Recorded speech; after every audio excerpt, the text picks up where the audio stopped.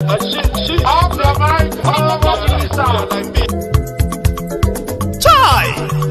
Now wow, people wey suppose talk truth to power don't off mic.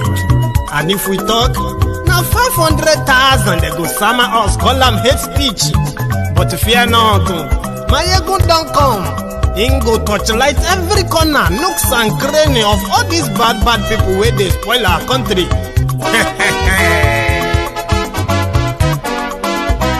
So my people make we laugh, oh, yo, yo. Maiyegun don't come, oh, yo, yo. My people make we shout, oh, yo, yo. Maiyegun don't come, oh, yo, yo. Maiyegun don't come, man of the masses, oh, yo, yo. Maiyegun don't come, oh, yo, yo. Maiyegun diary Politico, oh, yo, yo. Maiyegun don't come, oh, yo, yo. This one not the off in mind, oh, yo, yo. Maiyegun don't come, oh, yo, yo. Can in the touchlight every corner, oh, yo, yo. Maiyegun don't come, oh, yo, yo. Okay, some people be they holla say they want the power. Chai, them be promise us say we go get light and power. Them hustle sote they can't get the power. But now they know they do anything with the power. Every day, dollar just they get it higher power over naira. Still them talk say make we off mind. But thank God say Maiyegun don't come. So my people make you ladder, oh, yo, yo. Maiyegun don't come, oh, yo, yo. My people make we shout, oh, yo, yo. Maiyegun don't come, oh, yo, yo. Maiyegun don't come, man of the masses, oh, yo, yo.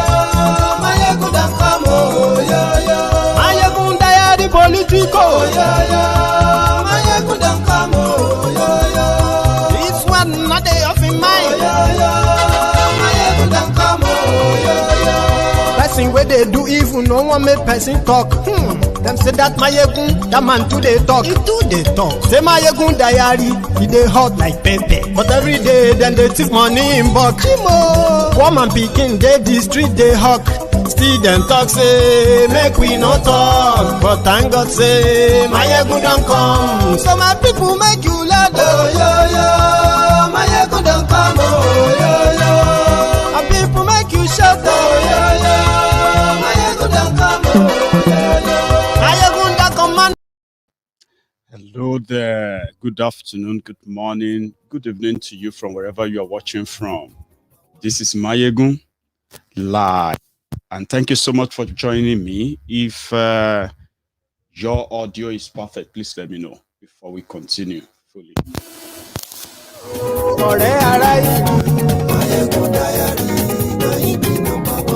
Glory Facebook, glory YouTube. Thank you so much for joining me. Thank you. Thank you. Share the broadcast. Invite your friends. Invite those who are not really your friendly friends. Tell them Maiyegun is live. Because including those who love to be politically correct. In fact, for those who love to be politically correct, tell them Maiyegun is live. Maiyegun diary Politico. Godfatherism, kò sí lọ́rọ̀ Maiyegun diary. Ẹ farabalẹ̀ sẹ́ o, kẹ́gbọ́rọ̀ lẹ́nu. Àní Maiyegun làwa mọ̀ tó dòdòdò.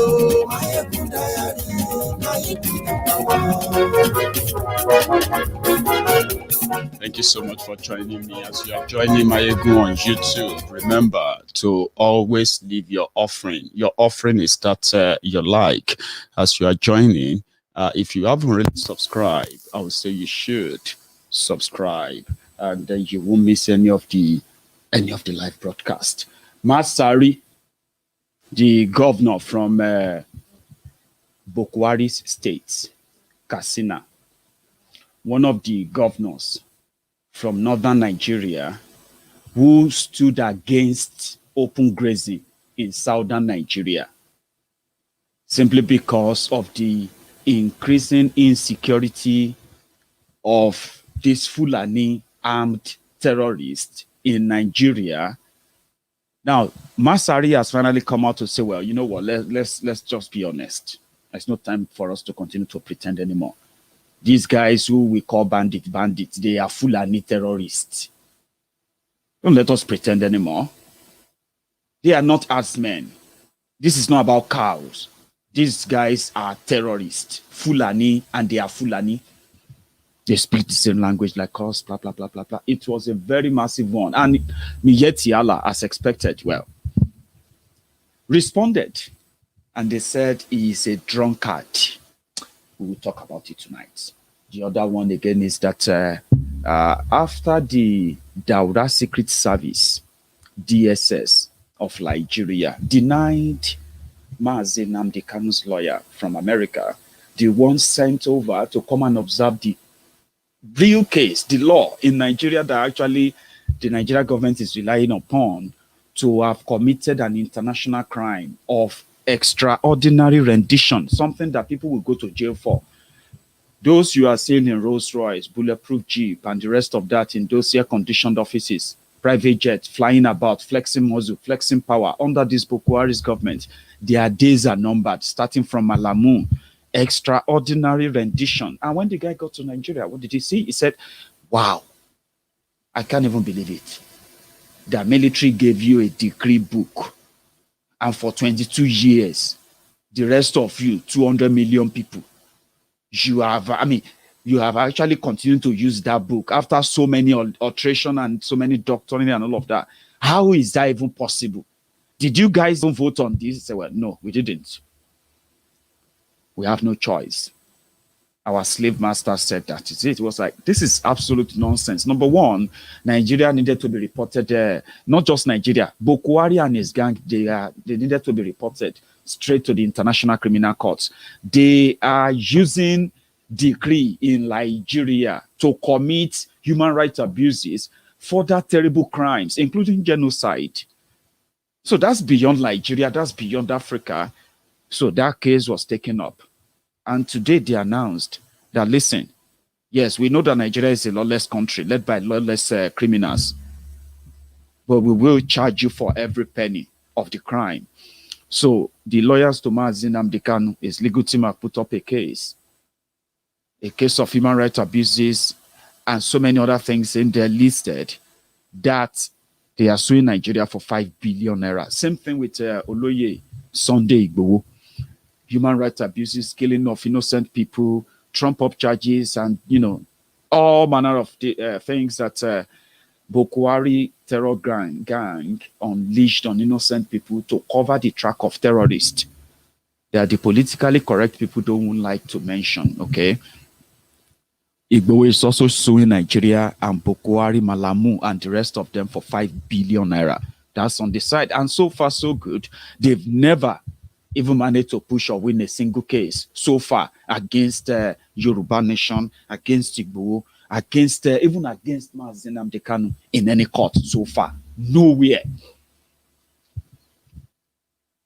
So they bankrupted Nigeria, and it seems that some people will get a fair share of that when we begin to dismantle the pieces of the contraption, by the way. That on the side. Another part of our conversation tonight is, I don't know if you have been following the news, but it is important, okay? And that part is this.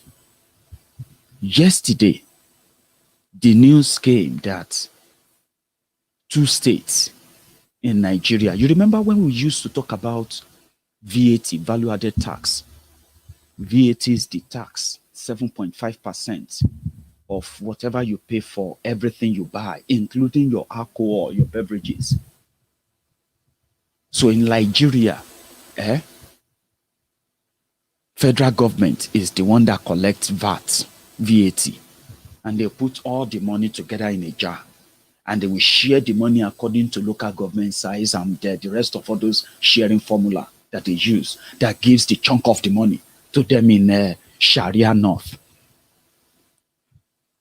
And we said, if the Yorubas are to take our destiny, our own destiny into our own hands, it has to start from us making the laws that actually represent us, represent our own interests, represent our economic interests in so many ways, economic interest, security interest, and so many other interests that actually protect and prosper us, including controlling all our resources.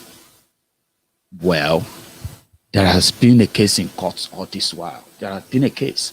And finally, a court in Port Harcourt gave a judgment that how can you be collecting taxes from places where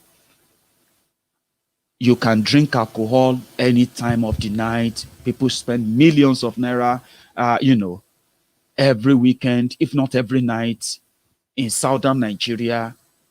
But the same people who are paying the taxes, the businesses paying the taxes, you paying the VAT on those beverages, you barely see penny from it. You know why?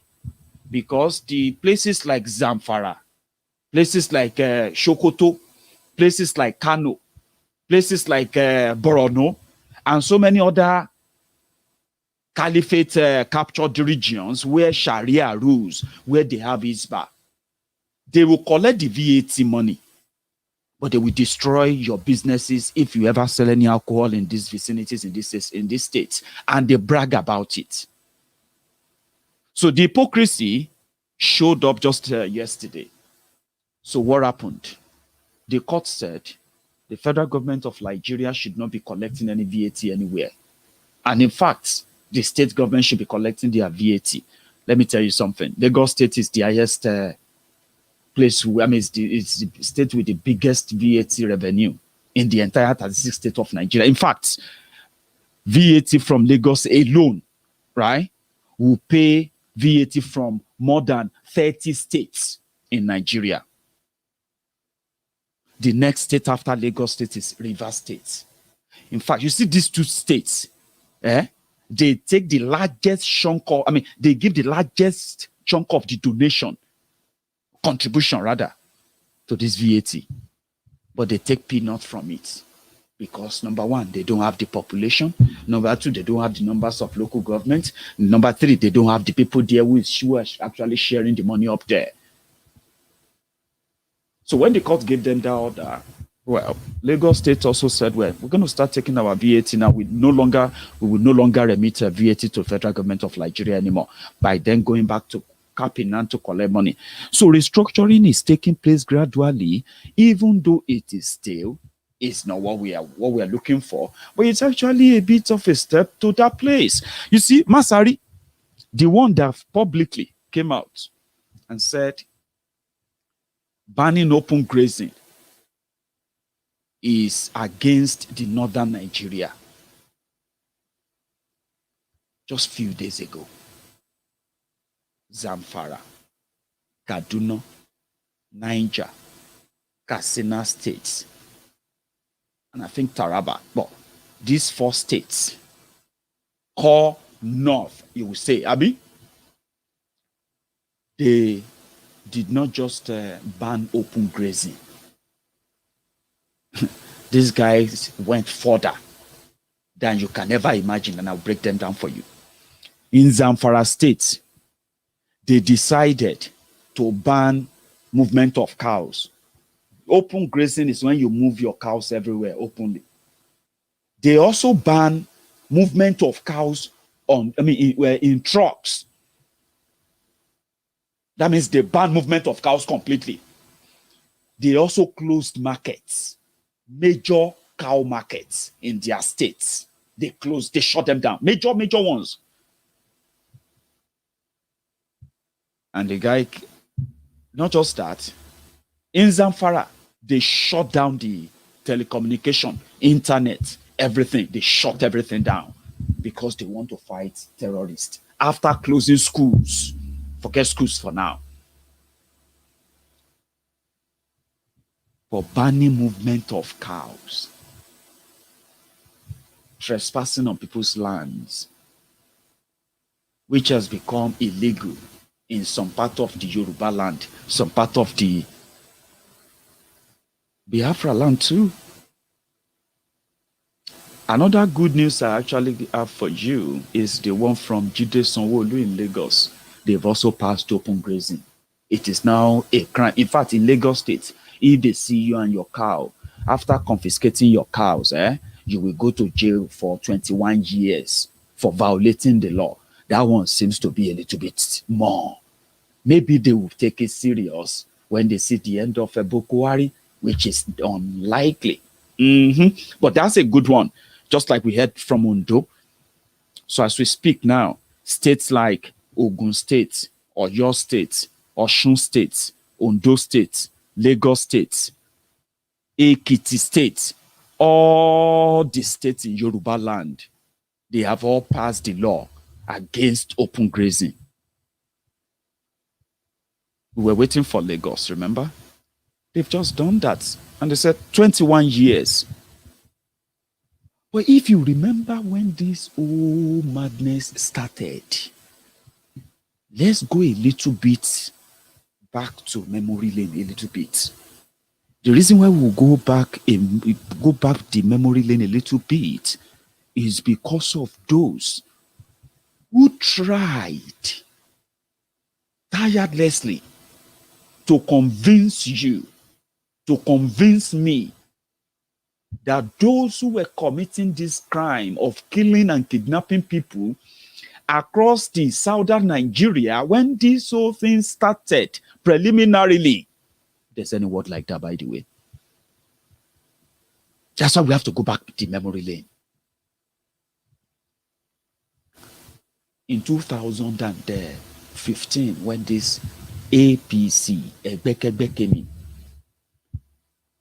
people told us that they had one agenda, and that agenda was Islamization agenda, Fulanization agenda, and any other thing, whatever they were called then, even though some of us pretty much just want to deal with them on the political issue and the rest of that. The Army, rejected them as much as we could. We won't deny the fact that we had those things then. Then, boom, they just unleashed hell on Benue. Why the killings? Why the killings? Boom, they activate another one in southern Kaduna. What is going on? What is going on? Boom, they kill people in Ekiti, killed people in Ondo, kidnapped people on Ore Road, killed Pafasoranti's daughter. When all these things were happening, we said these were the handiwork of this Fulani terrorist, because from nowhere, Miyetti Allah just came to prominence.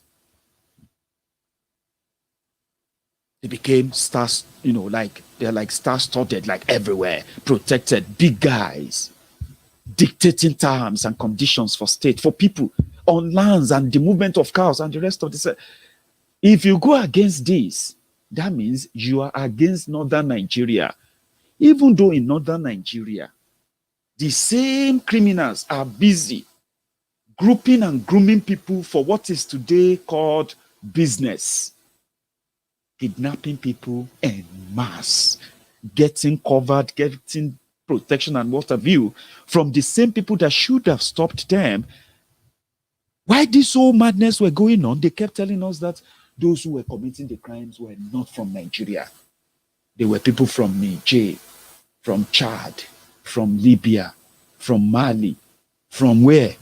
From Burkina Faso, from Guinea, Futa Jalon, Futa Galon, Futa Sorrow, Futa Sadness, or Futa wherever they come from. They gave us different reasons.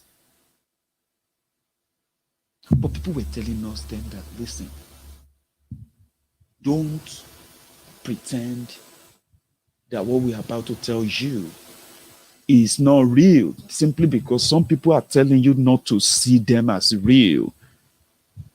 In Yoruba land, for example, we have verified over 1,740 illegal camp called sleeping cells for these criminals.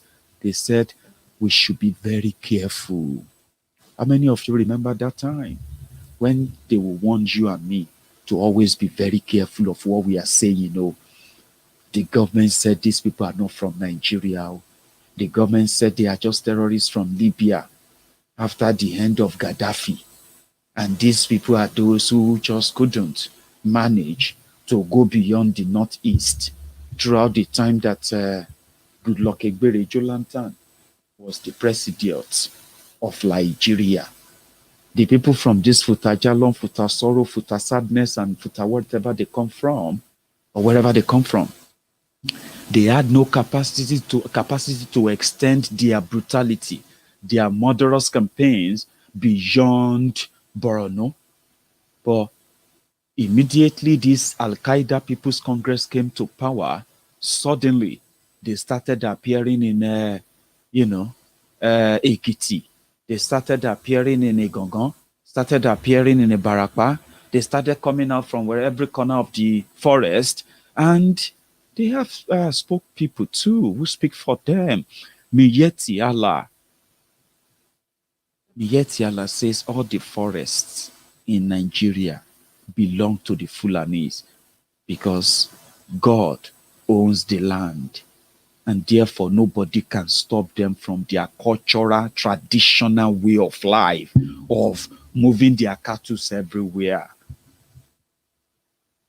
And they told us, they told you, they continue to tell you then that don't say Fulani, don't say Fulani.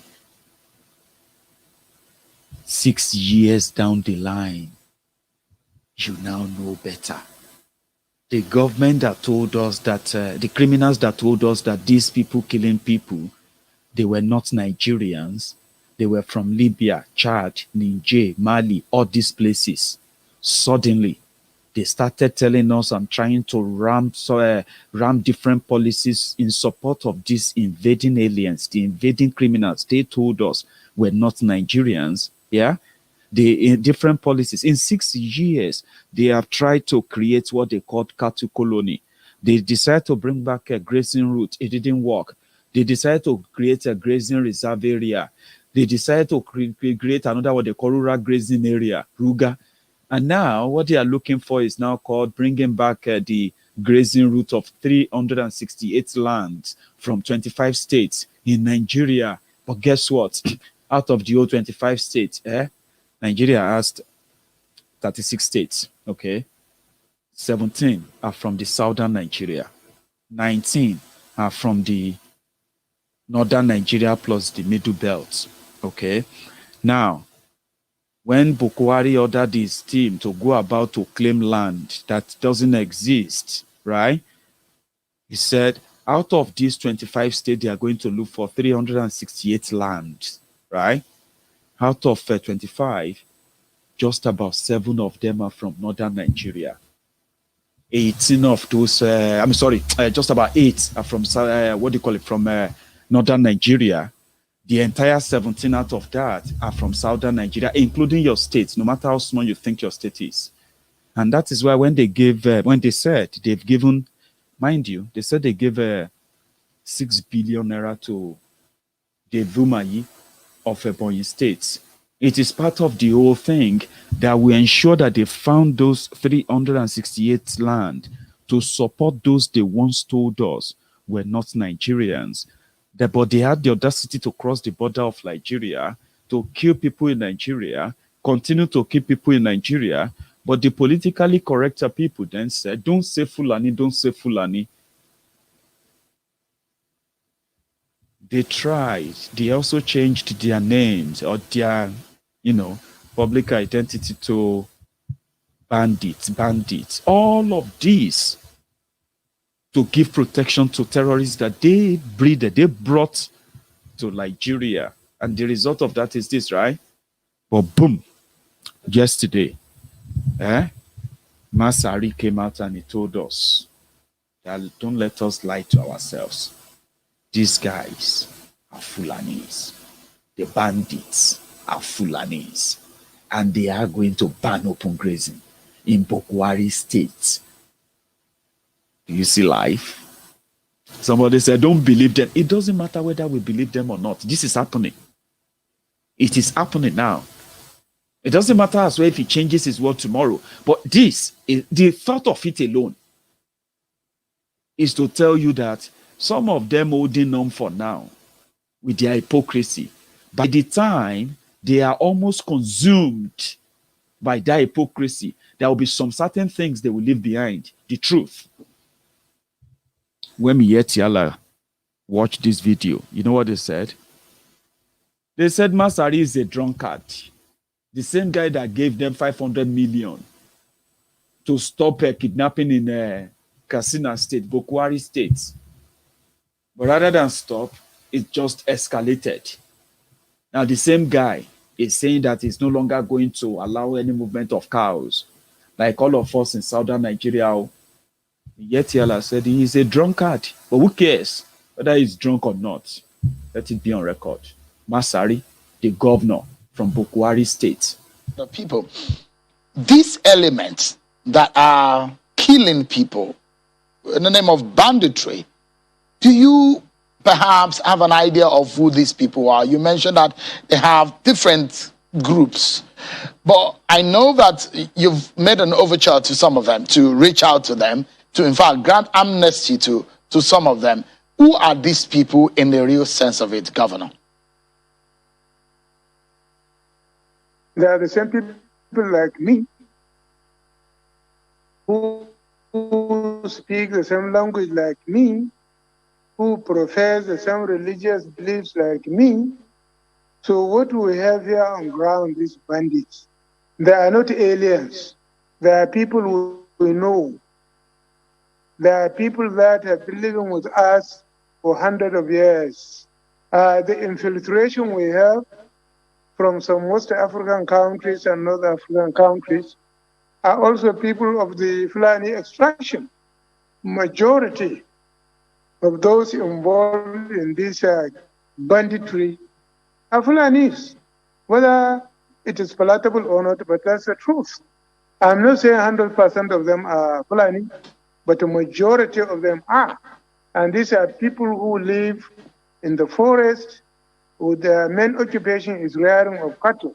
Probably over time, their fortunes dwindle with the climate change, lack of access to education, both Islamically and Western, also aggravated the situation.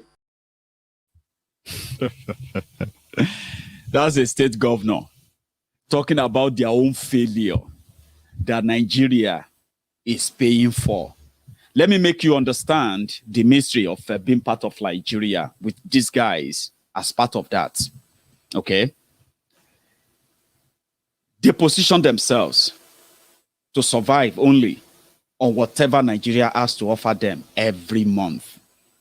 Apart from that, as much as they can steal from the treasury, from anything, like just bankrupt everywhere. They are unproductive people, and you can tell Northern Nigeria, as much as they collected so much money freely, their governors, their senators, they use this money to fund Islamic jihadists who are Islamic teachers in Northern Nigeria, because educating their people is likely to lead to a rebellion, a mass rebellion against what they believe is the poverty culture that their elites love to sustain.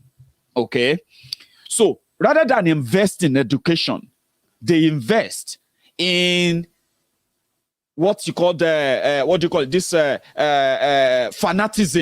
extremism, because politically it is very useful. How?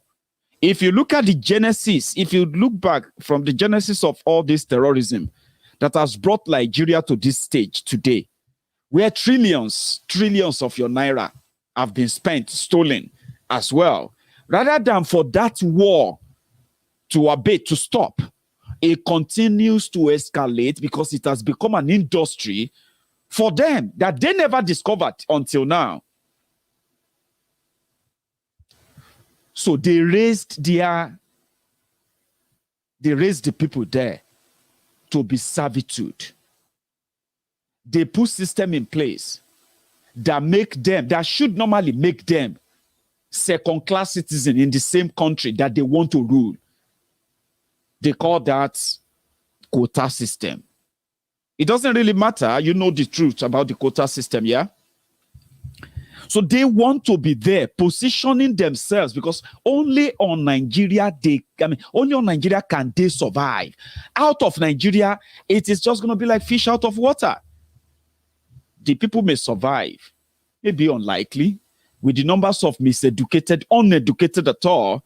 People who now have this extremism in mind that Nigeria is actually a conquered territory for them to dominate, to rule over. Is that not miseducation and poor education? Now, here is how Nigeria is paying for that. Extremism has grown in northern Nigeria. More and more clerics are continuing to recruit and groom people for these terrorists. Poverty has increased astronomically.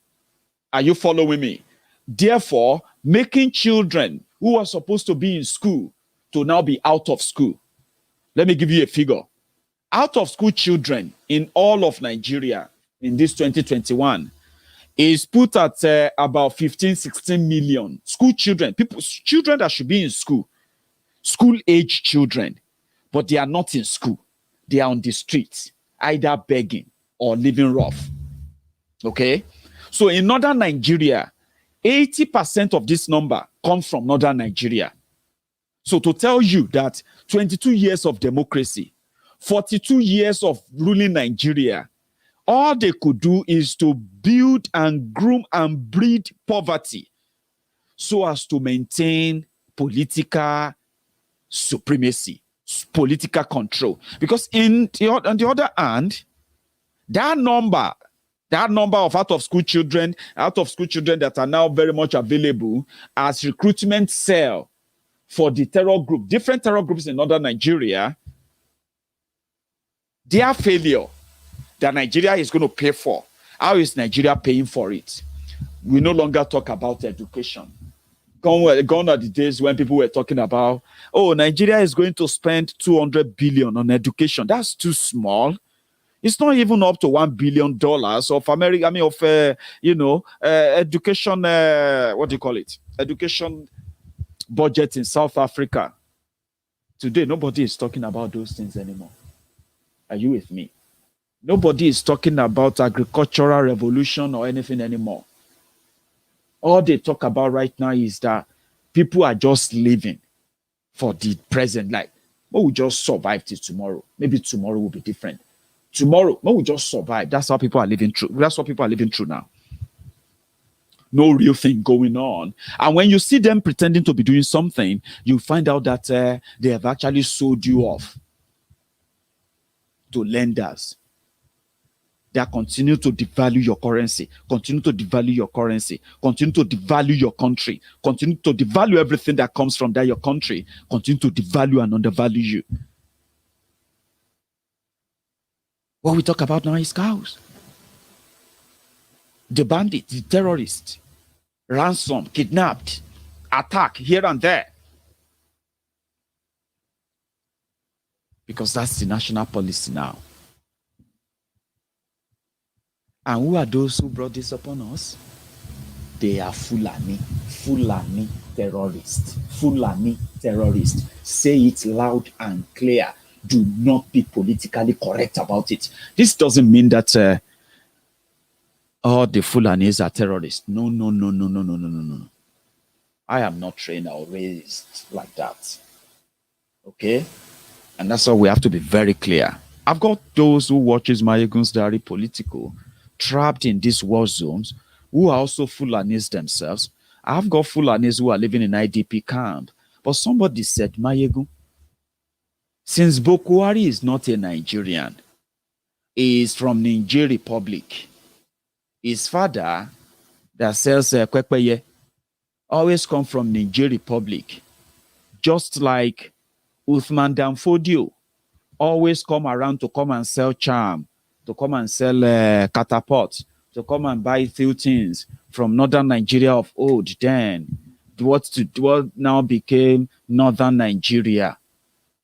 Uthman Danfodio was never anything from Nigeria, or Boko Haram, never from Nigeria.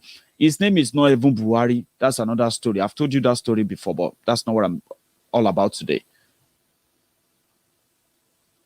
But there are those who are actually Fulanis there in Nigeria too. If you have been in a place for 100 years, Uthman Danfodio came, he killed all the leaders of the indigenous leaders, killed them because he told their people then that their leaders were corrupt. And in fact, they were dishonest. And they have committed so and so against Allah.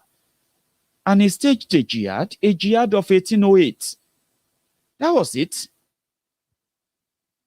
So people who have been living in those places for 200 years, you can no longer call them non-Nigerians. Okay, so let's stick to that. Yes, we have Fulanis in Nigeria, just like we have over 200 other nationalities in Nigeria. But Bukwari is not even protecting those who are local Fulanis. But here is the sad part of it, because they are the local Fulanis who have the capacity to run and become governors, become senators, become this. And many of them, while you and I are trying to trace back our own heritage, our own ancestry and the rest of that, and we trace. At the end of the day, me as a Yoruba man, Nailefe, I found my own Nailefe will come from. Do you get what I mean now? They were looking for their own traces and they found out that majority of them were from Nigerian Republic. Niger. But those local ones who have become governors, senators, reps, the advisor to president, ministers, and the rest of them, they are controlling the leverage of power to allow the invading other aliens, collaborating with those ones they have told that, remember, Uthman Danfodio told us that the entire Nigeria is our heritage, is a conquered land. Until we touch that water in Lagos with Quran.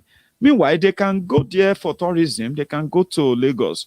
If it is the right thing, by the way, I don't know what that simply means, but it's on record that they said one day, not until the jihad over Nigeria of what Nigeria is today, the jihad over Nigeria will not stop until they dip the Quran inside the Atlantic Ocean in Lagos.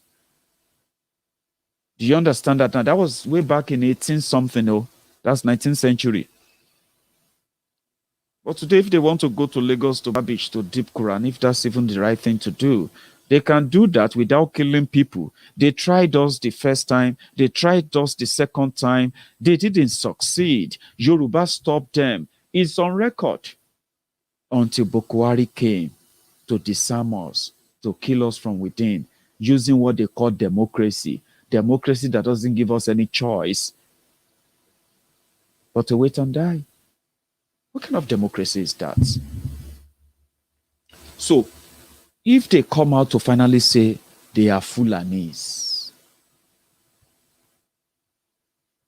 who are you to continue to argue that?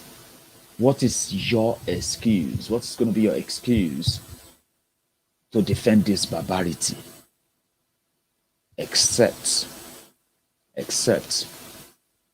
if you are a very, very religious Buhari Didiri. I mean, when you are really suffering from that Buhari titis,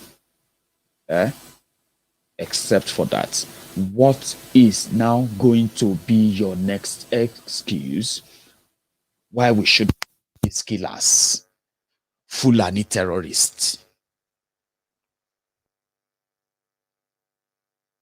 Can those who come from the northern Nigeria now agree with us that it is not NNamdi Kanu that wants to break Nigeria? It's not just Oloye Sunday Igboho that wants to, let the Yoruba live liejiriya.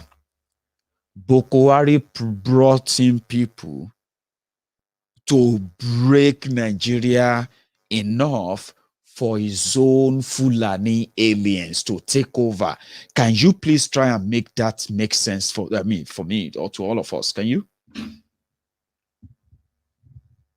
They say, no, don't talk like that.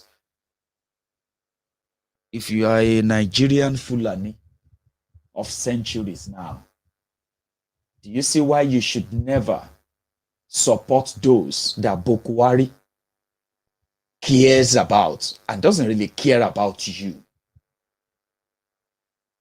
Because you know it, that as a Fulani, where your own ancestors, your own fathers, forefathers, foremothers were buried, you can point to those places. They said Fulanis don't have a place. Do not be naive. Yes, they are always moving, always moving. Yes. But they also have places where they actually have rulers too. Hey, we know the story, but fine. But they do. But that mentality of Nigeria is your inheritance. No, no, no, no, no, no. So if you are a Fulani that is Nigeria Fulani, you should be joining us to stop Bokwari, to stop the rest of all these jihadist apologies, because they don't even care about you. Masari is, I don't know if you trace, maybe they will say that one too is from Mali or from Chad. But Masari is from Liejiriya. That's a Nigerian Fulani. You know so many of them who are Fulani, Kanuri, Fulani this because they intermarried too. So you see an Hausa man and they will say, well, he's also a Fulani man. It's, you know what I mean? Because they, you know what I mean? They are ministers, they are special advisors, they are, you know, controllers of your CBN, controllers of your NNPC, directors of your this, directors of your that, decision makers here and there. But they don't care for you, the local Fulanis, because you Nigerian Fulanis, you have your ancestral homes, oh. You have where you go back to, oh. No matter how many times you go away, you have places you go back to. You have constituencies, oh. Why do you need land? In Nnewi, why do you want land? In a Kare Akoko, why do you want land? In a Kole Ekiti or Ye Ekiti, why do you want land? In a Barapa, Ayete, Odogbolu, or wherever, why do you want land there? Who told you you could do that? Well, you know, Bokwari is not getting the land for you. That is where you begin to have a rethink too. Those who have the audacity to kidnap your children, they call them bandits. And they also have spokesperson who says, don't compare them. Kidnapping school children is just kidnapping school children for money. Your children. These terrorists who are actually doing the killings, those who cross the border and their local supporters, the ones Masari mentioned, spoke about. Their children don't go to school because they don't have any ancestral connection to anywhere until Bokwari will give them the land and gazette those lands. You know that? Your children are the children they are kidnapping. Those of you who are Christians in this northern part of Nigeria, who sees yourself as, oh, I'm this, I am that, in a way, trapped in that, the old log jam. These guys don't care for you. They don't. Bokwari doesn't care for you. Masari just told us that those bandits, they are Fulani like many, many of you. Yes, people have told us, and we have the report of how many. Thank you so much, Tupe Adeneyima. Thank you. Good enough I didn't miss that because of so many comments, by the way.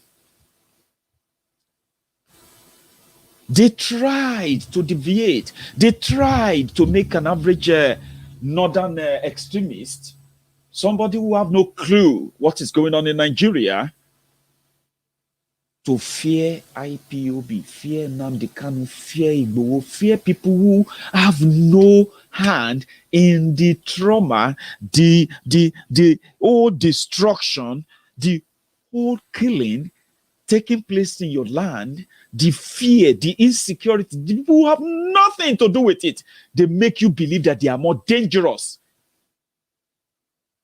than the terrorists kidnapping your children, collecting ransom. and therefore they deserve pardon. I mean,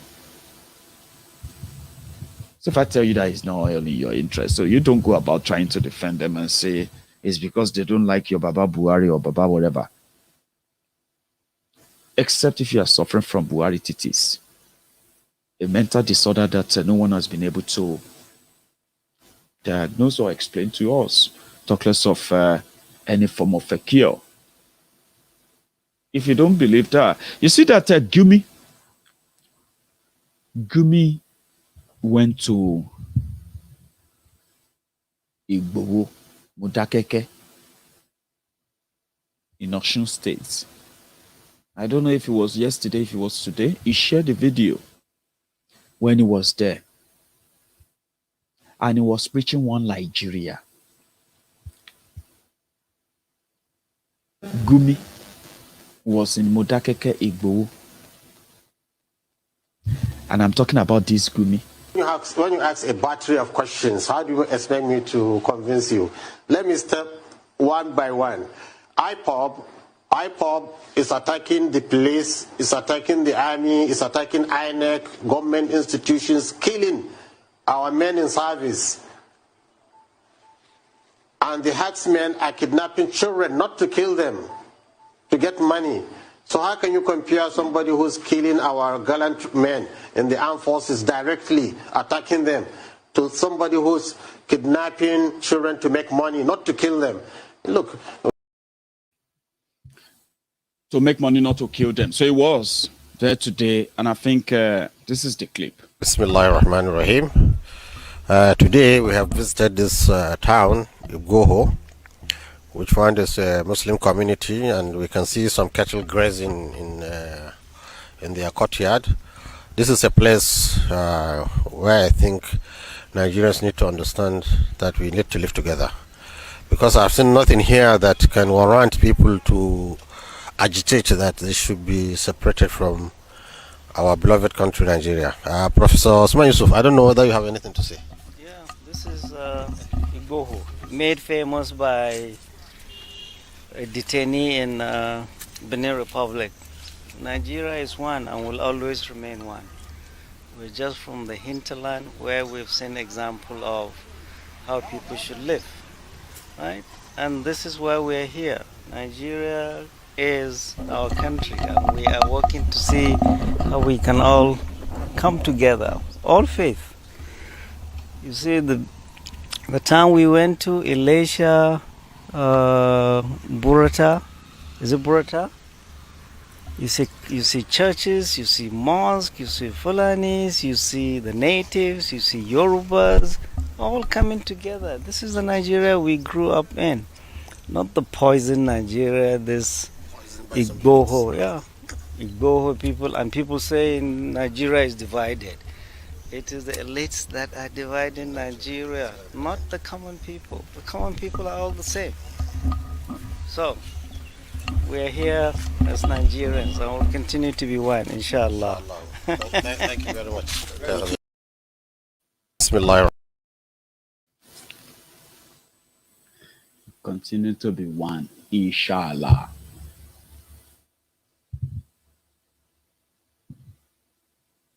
I just wanted that, I want that to actually like sink in.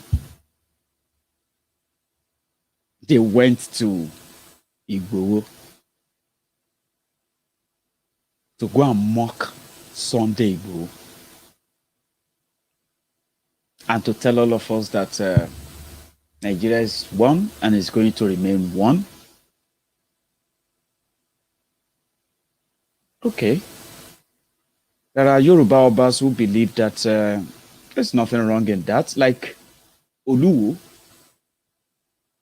the Emir of Iwo, Rashidi, what's his name again?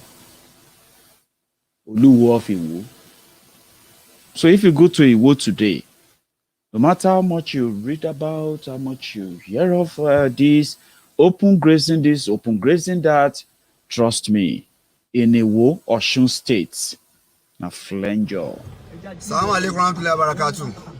So onlele yo ìwó ńlá wa olódò ọba àbí ṣe bí odò ọba gangan odò ọba gangan la wà níwò ẹ wò àárín ọ̀nà tó yẹ kí mọ́tò ọgbà àárín ọ̀nà tó yẹ kí mọ́tò ọgbà ẹ wo màálù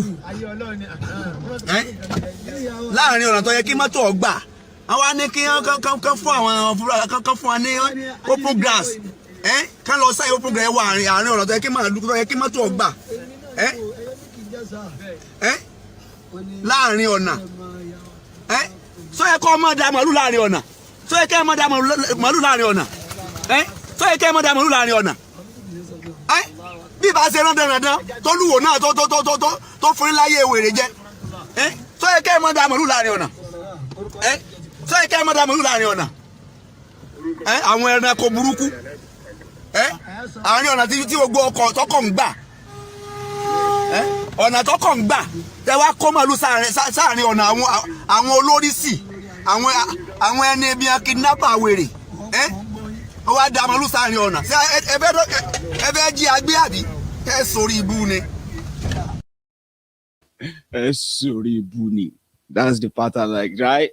That's Iwo in Osun State. Even look at the roads. You just need to see how easy it is and why it is so easy that they kidnap people a lot in Nigeria these days. Like, it's so easy because the terrain, the road, the system, you are just on your own. You are on your own. So today, we received a report of the NNamdi Kanu's legal team pursuing what I expected anyway, taking Nigeria to the cleaners all over the world. We have a lot of legal battle ahead of these criminals who are flexing muscles in Nigeria today. And I remember when Barrister Oloye Ejimako told us in his interview, the first interview after meeting NNamdi Kanu, and he told us of his state of mind, his conditions, and every other thing they discussed. He told us that, yes, Nigeria may try to say they have case, but they don't have any. Because number one, NNamdi Kanu had no case to answer. He was meant to return to court when the court gave him bail until Nigeria murderous regime tried to kill him, and he had to run for his life. So then Nigeria now went ahead to perpetuate the worst crime ever to be committed by any country in any recent or modern time. Nobody does that won't go to jail, including those who work with them to carry out such a operation. So Nigeria kidnapped him. And I keep telling people that, listen, you give too much credit to some people who actually no jack shit about anything. You may blame many people around NNamdi Kanu. Why? They set him up and the rest of that. NNamdi Kanu himself knows what he is dealing and the people he is dealing with on this journey of Biafran struggle. And I'm glad that it's come so better in his messages and approaches that he found that talking about Biafra, mobilizing and enlightening and desensitizing people about Biafra is not enough. There are some things there are some boots that should be on ground. And from my own understanding, right, an arrangement, a movement, a meeting that was scheduled to take place in Kenya, in fact, from what we were told as well, right, is meant to be transiting through Kenya, which means staying back, meeting few people that he should meet, as he does, I believe, all over the world on this same Biafra issue, okay? So, yeah, Nigeria has their dragnet everywhere. Nigeria is a country. You may think Bokwari is not smart. You may think Mumus are in charge of Nigeria. You have no idea what kind of resources that are the level of resources at the disposal of these guys. And if they choose to use it the way they are using it now, then you get to know that wherever you are all over the world, if they want you, all they need to do is to trade.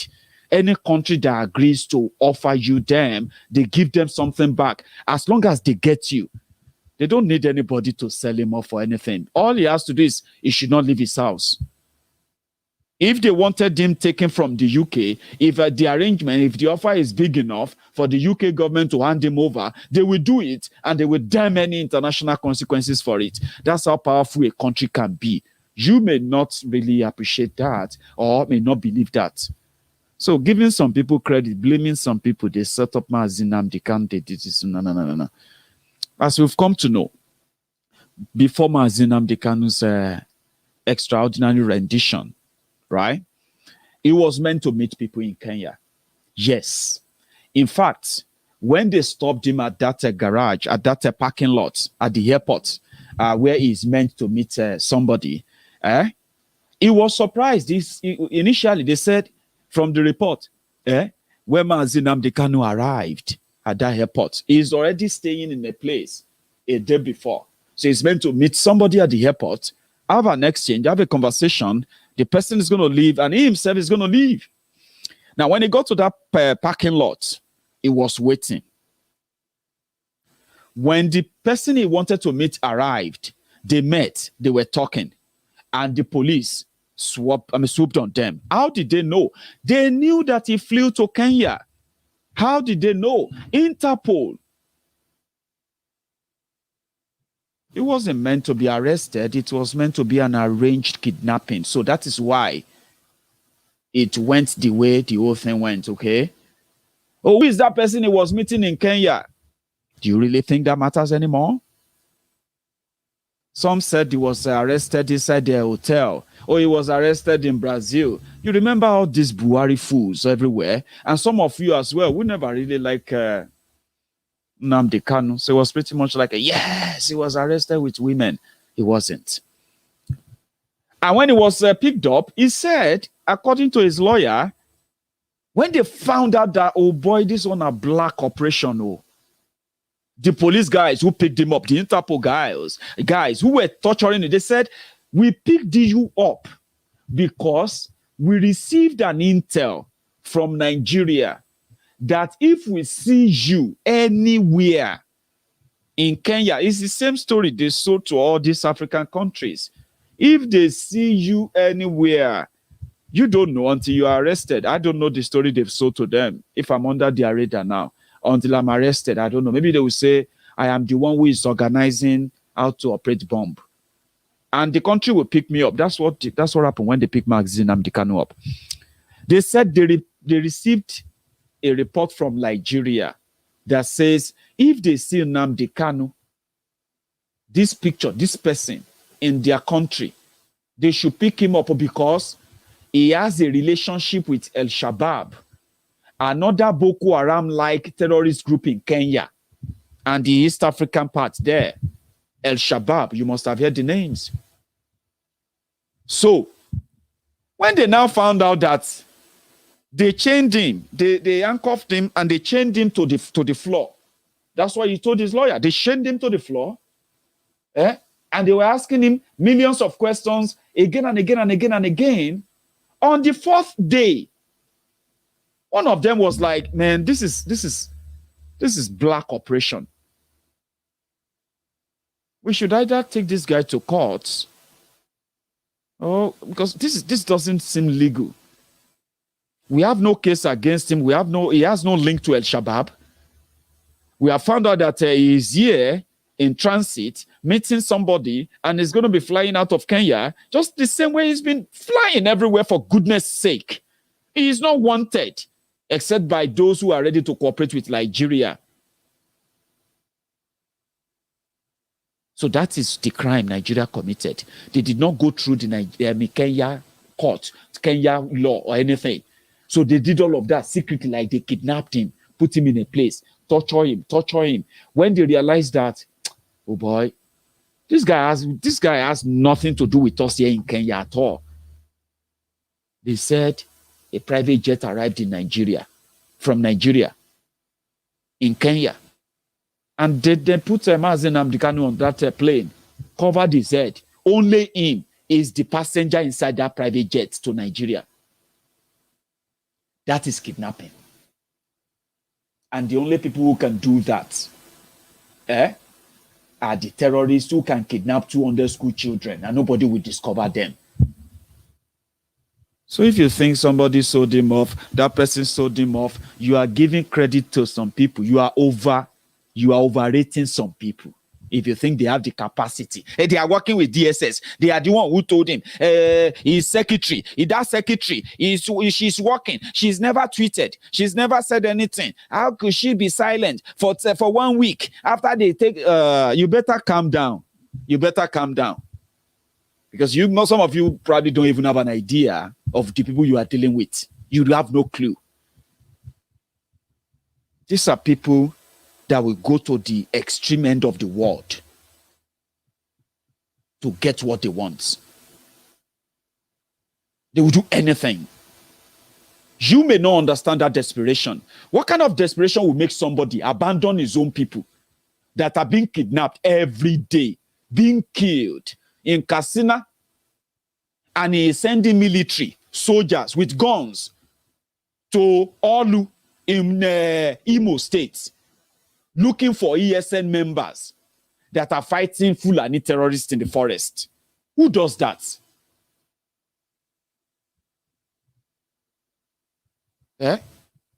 That's how desperate they can be. People who killed human beings in the broad daylight like this, on live camera, at Lekki Toll Gate, on the street, at Mushin, Ojota, everywhere. We saw all the shooting, killings everywhere. And they boldly came out and said nobody died. That they were only shooting blank bullets. Do you think those people are not desperate to do anything? You are giving some people. You may say their response was so slow. Their attitude you don't like. They are not as vibrant, as firebrand as NNamdi Kanu. You may not like their styles and every other thing. Please, don't overrate them working for DSS to tell them how NNamdi Kanu is moving. Do you think they don't know? Do you think they don't know every time he jumps on every plane? Do you think they are not desperately following him everywhere? Do you think if they could create him anywhere in Europe, they wouldn't have done that? You have no idea. You don't. And I hope that now that the whole thing is subsiding, now that people are beginning to calm down, I'm telling you, ma, calm down. The bottom line is this.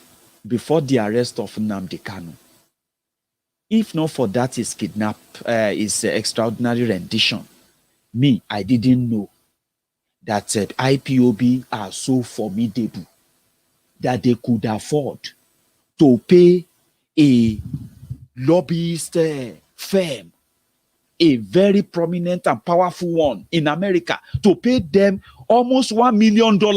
I didn't know. It was after they arrested NNamdi Kanu. That was why when they kidnapped him and he appeared in Nigeria, I was like, could this even be a strategy? What if, go and watch my video on that. I said, what if this was a strategy? Because just 2 days before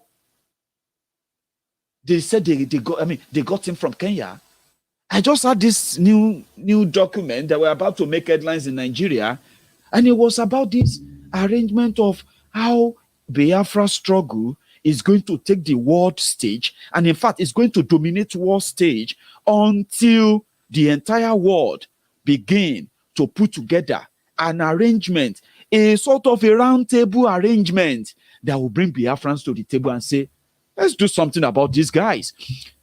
They said, now then be online in their country. I didn't know. So 2 days before he was arrested, he was kidnapped, I got that information and I actually used it, but it didn't really come much other than to say, maybe this was actually arranged after all. But remember, maybe, I don't know who is going to subject himself to that kind of treatment in the hand of these murderous people, except for somebody like NNamdi Kanu. What happened? Boom, all of a sudden, they started discussing the arrest of NNamdi Kanu at the U.S. Congress. They formed the U.S. Congress committee discussing the massacre, the genocide in Nigeria, the arrest of NNamdi Kanu. They started pushing to the point that IPOB had the capacity to report, number one, they had the capacity to stop America from selling any weapon to Nigeria because they were able to prove it to America then that every weapon you sell to Boko Haram in Nigeria is being used to massacre and kill people in Igbo land, including southern Nigeria, where it seems they are already preparing for war that we have no idea of. And that worked. That is the work of those that are determined to put Biafra on that world map, more than what you have done, or let me say, to complement what you have done. Because if there are people who have put Biafra on the map better than you would ever see in history, it is this generation. Oh, I'm alive. Oh, now this is my generation. They see I'm. Oh. So these guys who are now working like properly, you see, you need to put foot. You need to put foot on the ground. I mean, so you need to put feet on the ground to put boots on the ground. You don't just talk. You get people to do the moving and the movement for you in a better way, whereby even if Nigeria is mad, you can be draining those terrorists without even touching them. Even when they feel like they are powerful, untouchable, you continue to drain them. That was what they are doing. And you may not have noticed. They have to stop the sale of further weapons to Nigeria until they have better clearance on the Nigerian human rights abuses and the further genocide going on in Nigeria. Not because they really care, but some people did that. And Nigeria, this terrorist in power, they are feeling it. The Secretary of State of America, Blinken, was also summoned by another court in America, asking him, why did you have to supply or certify the delivery of those 6 Tucano jet to Nigeria, where you know that the terrorist governments in Nigeria, they are hell-bent in ethnic cleansing, led by the Fulani terrorists, which is the tribe of the Fulani jihadists in government in Nigeria. How could you do that? That is the work of the IPOB. I mean, $1 million. You have to respect them. They also managed to hire a brilliant law firm here in the UK, whose job as well is to mount pressure on the government and the people of the UK to please help mount pressure on the government and decision makers here in the UK to stop ignoring, continue to cover up, or let me say, continue to sideline the ongoing genocide, massacre, ethnic cleansing, coordinated and being perpetrated by the Fulani jihadists in government of Nigeria and their armed terrorists. And they are doing well. Ask Julie. They are doing greatly. The UK Parliament continue to discuss about the ongoing killings of the Biafrans in Nigeria. They continue to mount pressure, enough that it has also led to the Prime Minister answer this moment as well in the UK Parliament. You see, all these things, they may look so smaller to you, but they are significant. An American lawyer returned to Nigeria to go and study the situation, which is great, to see things for himself. What is going on? How could they be so barbaric, so ancient, so cold-hearted, and lawless, primarily lawless, with human rights in this country? Then he found out that Nigeria has no law, but decrees handed over to them by terrorist military government, also by these Fulani jihadists that we never really saw as jihadists back then. No law, then this is beyond Nigeria. Because more people are dying, more people are going to be killed, more human rights are going to be abused, more people are going to be denied their liberty, their freedom, their safety. Not guaranteed if the whole world continues to ignore. Again, not because the whole world really cares as we expect them to, but again, remember, these little efforts, they will all come to one thing one day, and you'll be glad that there were actually men on ground, and there are men that actually think and fund this. 5 billion naira for denying Mazin Nnamdi Kanu his fundamental human rights, charging him unlawfully for committing no crime, killing of Biafrans who have committed no crime, illegal arrest and detention of innocent people simply because they are identified as IPOB members. All of these have been put together to ensure that Bokwari will not just pay, Nigeria will pay. And people will stand and defend themselves, by the way. That one is guaranteed. Elena, thank you so much for your super chats and your super sticker. Let me read that. Fulanis are slapping us all on our faces and we watch and do nothing. They will kill us slowly until they outnumber us. Their one Nigeria is lie. We shouldn't even be having conversations with these foreigners, these Fulanis. Absolutely a belter. But we will have a conversation with everybody. The conversation we want to have is not about how they want to live, how they want to deal, what kind of country they want to live in. Well, you know what I mean now? Whether they want Sharia or they don't want Sharia, we want to live free, as freeborn, as free people. Nigeria is continuing, Nigeria's existence continues to deny us that. And that frustration, that desperation has reached its crescendo as we speak. And that burst is what they are managing to use emotional blackmail to tell you that we should not overreact. Yes, we will not continue to live the lie with them anymore. And that's why we are doing what we are doing. Get what I mean? So thank you so much, Elena, for your super chat and super sticker there, by the way. So guys, just before we continue, my friends, I love talking about the YouTube. I'll tell you something about YouTube that really helps. I never knew a day would come that I'm going to actually have a plan. When I say a plan, got so much support that I could probably sit down there and say, okay, I'm going to start so series that's going to require me traveling out of the UK, plans that actually gives content where you meet people, not as we do now. It's so easy, I can connect with anybody from any part of the world. YouTube has given me the opportunity to get some revenue through your support as usual. I'm able to get myself, the best of the best cameras that you can think of. I'm talking about where I can sit down, use some state-of-the-art equipment, run my broadcast when I don't really have to lick anybody's asses to do that. I don't have to be Mr. Nice. I don't have to be somebody's, CC. They say, them. They're just, once you give them small money now, they will start praising you. You gave me that opportunity. YouTube actually gave me that. I just wanted to talk. I just want to talk and speak my mind. But now I have to put quality into what I do, the pictures, the audio, everything that goes into all of this. I can sit down here and I can be staring at equipment that's actually worth over £10,000. Give that a figure. It's because I've got a platform that I've got friends like yourself who supports me in order for me to be able to, do more. I'll say, something that encourages you to make you feel like,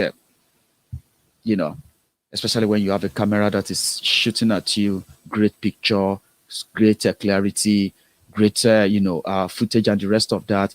And you can say, I am having a camera of over £4,000 shooting at me, all because of you. So if you're my friend, whatever you do, if you watch my video, if you share my video, if you subscribe onto Maiyegun's Diary Politico, what you are doing is that you are only asking me to get better. Gone are the days when I used to just use my phone, my phone camera. I still delivered my messages anyway, but you can see the difference now. It is because I have that monetized platform that gave me that opportunity. And now it's going beyond having the state-of-the-art equipment, cameras, lenses, desktops, laptops, lovely mixers here, and all of that stuff that I've got here. Great stuffs, right? Now I can dream bigger by dedicating more time to meeting people, talking to victims, covering areas, traveling to give you the content raw, not just in words, now in pictures. It's because I've got this platform here. So you can make it better because that gives me that freedom. That freedom. They say, oh, what do you call this? Vlogging, freelancing. Some said, Maiyegun, are you a journalist or are you this or that? I'm none of that. I'm just this guy who just want to speak his mind. And somehow I've got an audience that actually love what I say, right? Now I can dream bigger. I can feel like, oh, I'm going to be in France next week. Say, Maiyegun, yes, I can fund it because I've got platforms. So if you support Maiyegun and you support people who do this, listen, what you are doing there is that you are helping to cement an ideology that liberates minds free of charge, and you supporting that by all means. I've got people who say, oh, Maiyegun, thank you so much for what you do. They will tap into my PayPal. They will tap into my, what do you call that? E-card or something, I don't know. The other one, supporting means that as you know, when you have enough things to work with, you can create enough time to further satisfy the audience that will always ask for more. You know what I mean? So thank you. Go on to my YouTube channel if you haven't really subscribed on there. Okay, go on there, subscribe, set your notification. Okay, it's free. It doesn't, well. I've got friends who actually pay every month, and I have to say thank you to every one of you. I've got almost 300 of you, my friends, who are actually like paying members. Imagine people subscribing to watch somebody on YouTube. I don't know how many people who have that. Well, I do. I've got almost 300 of you, great people, supportive friends. They pay to watch Maiyegun every month, and I've got those who have been like that for over a year now. Imagine you having to pay about £50 every month. Your TV bill, I don't think it's that much. Well, thank you. I have to say, none of those pennies really mean anything less. So I have to say thank you. Sorry, guys, if this seems like a deviation. I have to say thank you to every one of you. We always come around to say, Maiyegun, well done. Okay, so go on there, give me that thumb up under that video. We've got over 2,000 of us again on YouTube. Go on, guys, leave that chat room for a second and give me that thumb up there. Okay, thank you so much for the love and for the support.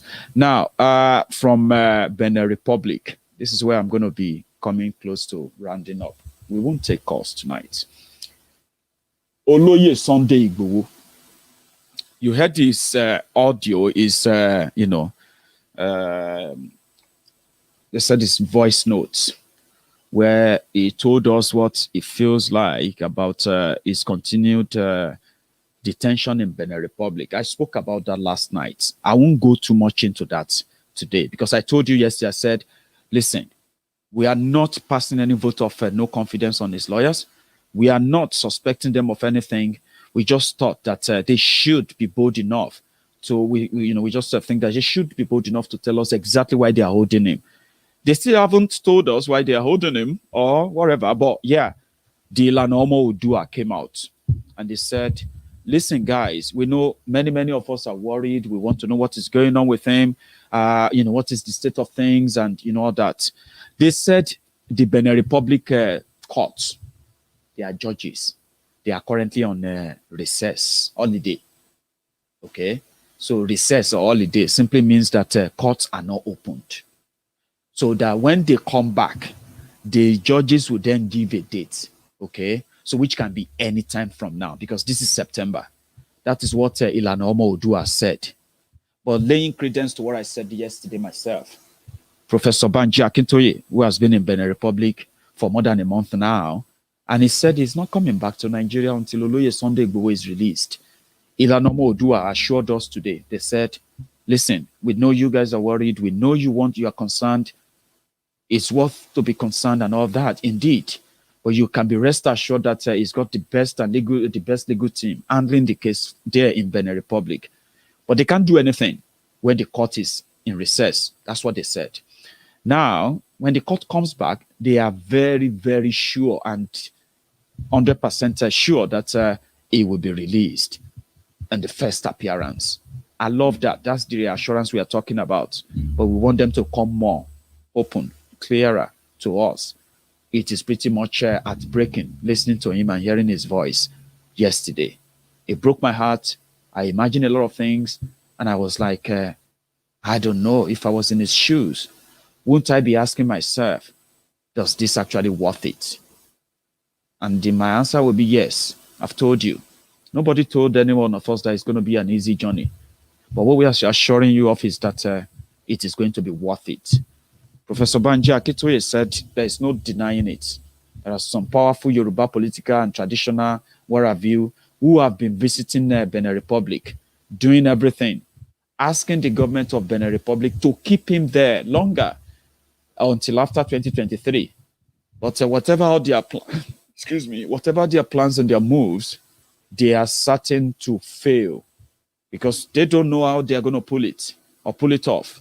But they are very sure that whatever they throw out, whatever is thrown at the Oloye Sunday Igboho's legal team will bounce back and it will be free. That's reassuring. And I think I should let you know about that. Another good thing that you should know about tonight before you go is the fact that you and I, we've spoken a lot about why should you be collecting VAT on alcohol from the rest of southern Nigeria. The same alcohol is banned in some part of northern Nigeria, including Kaduna, where you have Isba Kaduna, Isba Kanu, the Taliban Kaduna. All these guys are the police, the Taliban police in these places, Islamic police, who goes after anybody who violates what they call the Islamic law. No alcohol must be sold or drink or whatever, So they go about and brag on how many alcohol or beverages they've destroyed a week, a day, a month. They brag about these destructions, the ruins, the destructions of businesses that pay taxes to government of Nigeria, the same taxes that this bunch of fanatic and hypocritical fanatics. I don't want to call them something that came to my mind, so I don't want to get, X word. They will share the money. But people are beginning to say, well, oh boy, most start from somewhere. If we know if we stop them from taking the oil now, but we can stop them from taking the money that they don't even value. Well, the money they don't even like, they call a ram. Is that not hypocrisy? Is that not hypocrisy? You call money from alcohol, you call alcohol a ram, but money from alcohol, that one you are using that money to pay bandits, to pay terrorists, repentant or non-repentant, buying coffin, buying ogufe as empowerment for widow, buying coffin for dead people as empowerment for dead people. Money from alcohol, they are using that to marry new wife, to marry to build. You know what I mean? Hypocrites. The two biggest VAT states, they are in southern Nigeria. Lagos State and Rivers State. Now the two of them have said, we know they pay shishi.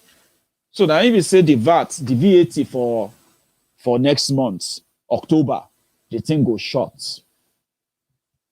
Whatever Masari collects and the rest of them collecting, the thing goes short next month.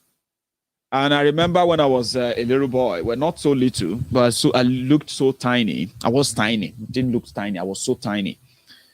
So when we, we'll go out there to Ozu. So whenever we're out there to Ozu to do, bricklaying, concrete labor, they will say, you better work hard. You are supposed to carry maybe 1,500 blocks from that place to that place. If you don't carry all the block or you break any of those fabricated blocks, yeah. So when it is time for them to pay you, at the end of the day,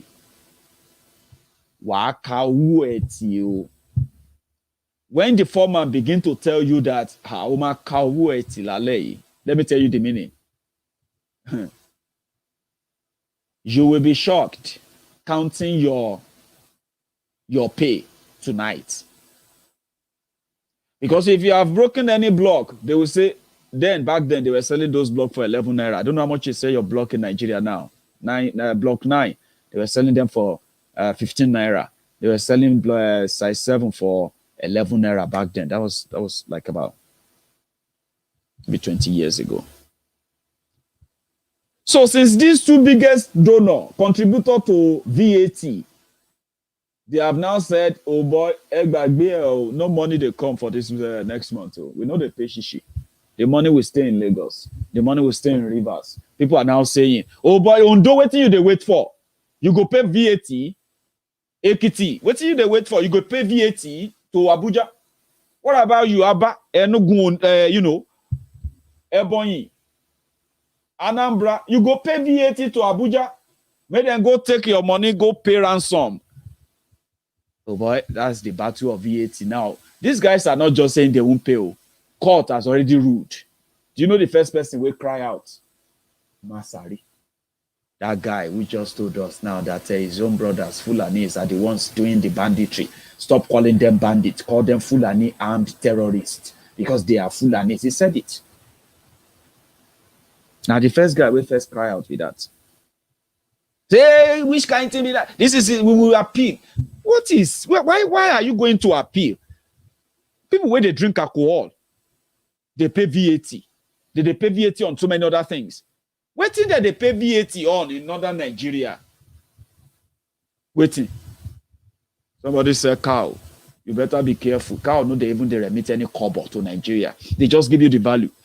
They tell you that the Nigerian cow market, livestock market, cow is this. Ask them how much from that $billion market, how much was the VAT paid to Nigeria in 2020 on cows alone? May they just give us the number. Because there is none.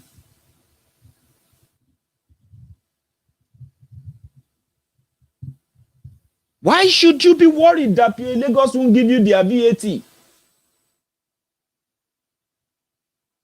Because, Baba, reality is coming in gradually. I told you, some of those states in northern Nigeria, the governors are only governors at the state capital. Some of the local government areas, they are now controlled. They are now in control of the terrorists, different terrorists, these Fulani terrorists. And the governors know. No be person will get company, they collect tax. Where will you collect tax? Inside the desert, inside the old places where they have already chased everybody to IDP camp. Who is going to pay the tax? The jobless Almajiri, out of school children, or which one? Which one of them? Who is going to pay? So last.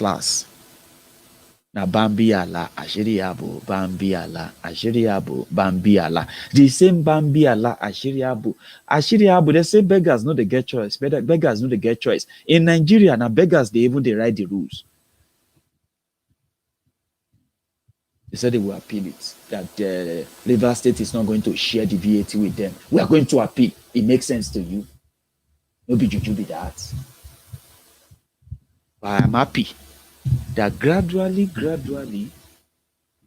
whether not crawling, it go take forever. It go shall happen. Small, they will be, everybody will begin to just jump out of that cubic box of one Ligeria. And at the end of the day, they will align with the popular demand, break it up to save lives. They killed Showore's brother. And Bokwari and Malamu, they are keeping Showore in Abuja.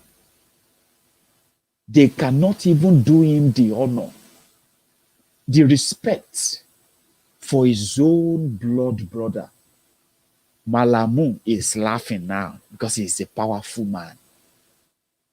Showore will not be allowed to attend the burial of his murdered brother, slain, assassinated brother, assassinated by Fulani terrorists.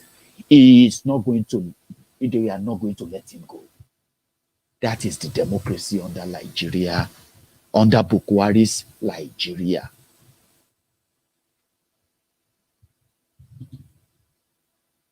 They have stopped attending court cases. They gave him city arrest. He can't go anywhere. If he tried to leave Abuja, which he can, he told me on Maiyegun's diary Politico, he said, Maiyegun, Nigeria doesn't have any border. So nobody is holding me.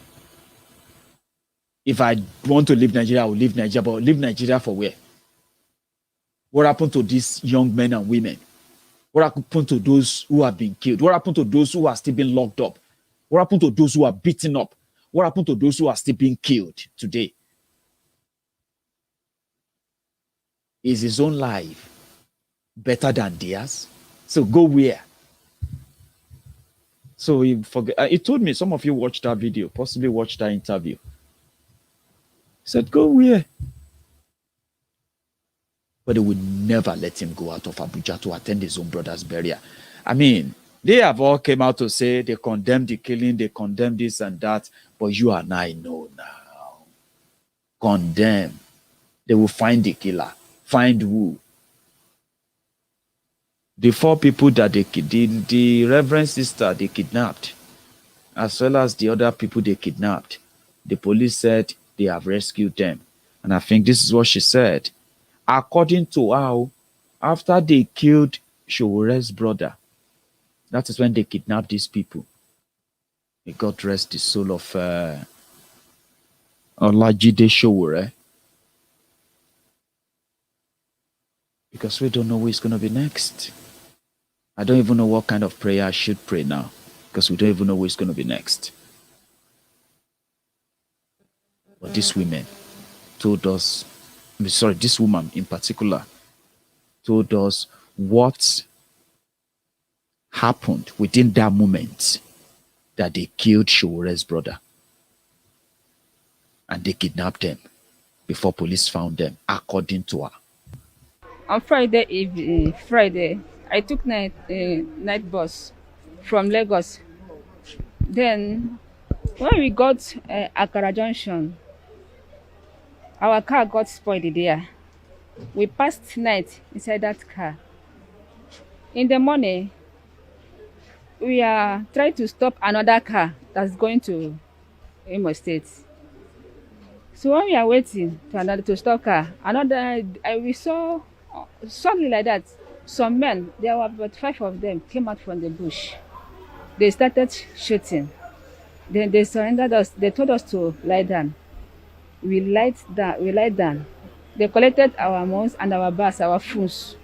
Then after some time, they told us to follow them and enter inside the bush. We followed them to enter inside the bush.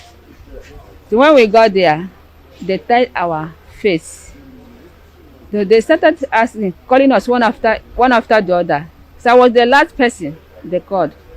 When they called me, they asked me, though I didn't tell them that I'm from the convent. I'm coming from the Ghana, where my convent is. They asked me, where am I coming from? Where am I going to? I'm going to Lagos. I'm from Lagos to Imo State. They asked me, have I married? I said, yes, I have married. I have 2 kids. But it's not true, because the sisters, we don't marry. So the words are just coming out from my mouth like that. It's how God did it. Saturday evening time, they want to kidnap another man. That day, it was raining heavily. Around 7:30. When they kidnapped that man, they brought the man there. They collected his phone and other things. So when they took those things, all their attention was on that thing they took. So when they touched my face, I removed that, and my mind told me to escape now. So and some of them, one was standing making call. Then my mind told me to escape. Then I escaped gradually. I escaped from them. I ran inside the bush. When I managed to come out on the road, I saw a man, a Okada man. I stopped him. So I told him what I went through. So I asked him if the police are around. So he said yes. We went to police. Those police, they stayed on the road. So he took me to that one. That police took me to the police station.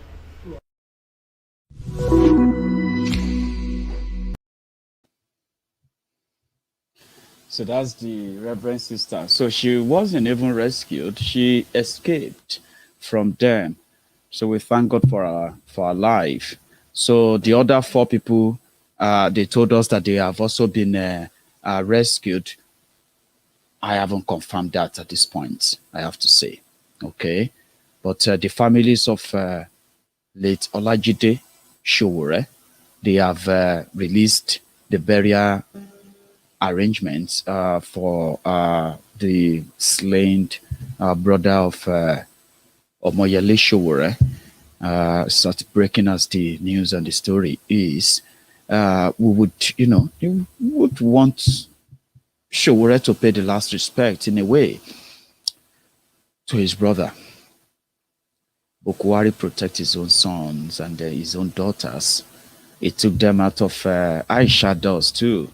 Took them out of Liejiriya to put them in Dubai with one of the Nigerian presidential jets at their beck and call whenever they want to fly anywhere all over the world. Now they are shuttling between Dubai and Kanu because Nigeria is not safe for them. Why Bukwari hunts down innocent people? Families are being put into different kind of money mode, and they won't let Sowore go and see. And Sowore himself has announced a virtual burial wake-keep online. I'm going to get those details, and I think it's going to be on the 9th of this month, which is going to be about 2 days away. But I'm going to get the details. I'm going to share that with you.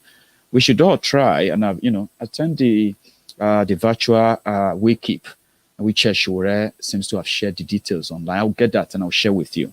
So may God continue to give the family the fortitude to really bear the loss. Christy, how are you tonight? Thank you. I'm glad you caught me. I've not seen you in a while. So it's been a pleasure anyway. Thank you very much for your super chat and your super sticker. Great job as always. Glad I caught your show live. Thank you. You're a star. Same to Elena dear. Thank you so much for your super chats and super sticker too. I'm going to read this out. Thank you. Do these Fulanis think we will still be in the same country with them after what they've done to us?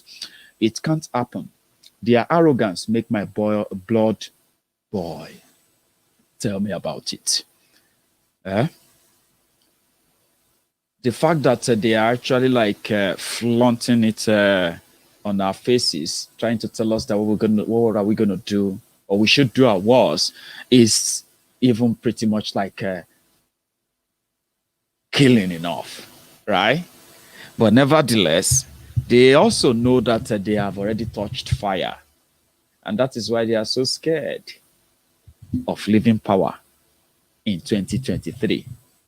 If they are not scared, they won't be running and threatening everyone and everywhere, telling us that if we don't give them what they want, we should forget 2023, we should forget this, we should forget that. Just like the Miyetti Allah, the spokespeople for the 4th deadliest terrorist group in the whole world, the Fulani terrorists, the Fulani Herdsmen. They are actually considered as the 4th deadliest terrorist group in the whole world. But in Nigeria, they are royals, like this guy. And create ranches in the air. We love to have ranches. We love to have our children, our people settle in one place to develop. But when you give a zero option, you either ranch or you live to where? What I expected from these governors to consider these herders as their citizens, designate places for them, which we have it all over the country. They are not after taking anybody's land. All over the West African sub-region, herders have not grabbed land anywhere. Even when they had opportunity to grab land, they have never grabbed land because their need for land is opportunistic. So now we are facing a challenge in this country where we have conflict between farmers and herders. And it's basically land resource conflict on land and water. What do you need is a proper land management that we need in place. That is all. Create the ranches. Give us, we are ready to rent the ranches. We can't say either we ranch or we go. Who will even give you the land? Go and look at the Land Use Act. For you to access 5 hectares of land, a governor have to approve it for you. You have already mobilized the population the local citizens against the herders as the people perpetrating conflict. Who will now offer them land if they want to buy? So you must see this thing in a wider perspective. But the truth is that the herders will not go anywhere. They are Nigerians. So if you destroy their means of livelihood, you'll be faced with other challenges of crisis, banditry, and what have you. That's why we are concerned. That's why we are shouting and crying. We love peace more than anybody. The herder carry everything he has on his head, including his family. So he will be the last person to look for crisis. But what we will not accept is for the country or the narrative to hang insecurity on the herders. We are victims.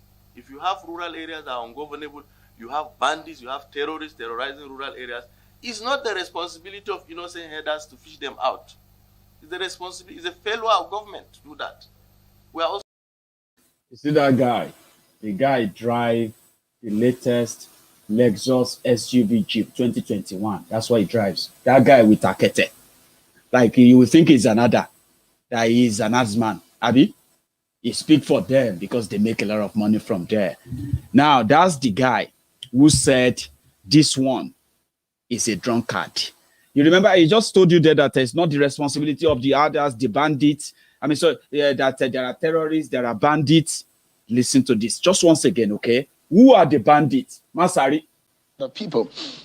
These elements that are killing people in the name of banditry, do you perhaps have an idea of who these people are? You mentioned that they have different groups, but I know that you've made an overture to some of them, to reach out to them, to in fact grant amnesty to some of them. Who are these people in the real sense of it, Governor? They are the same people like me who speak the same language like me, who profess the same religious beliefs like me. So what we have here on ground is bandits. They are not aliens. They are people we know. They are people that have been living with us for hundreds of years.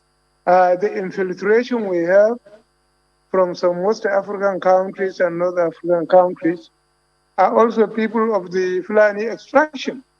Majority of those involved in this banditry are Fulanis, whether it is palatable or not, but that's the truth. I'm not saying 100% of them are Fulani, but the majority of them are.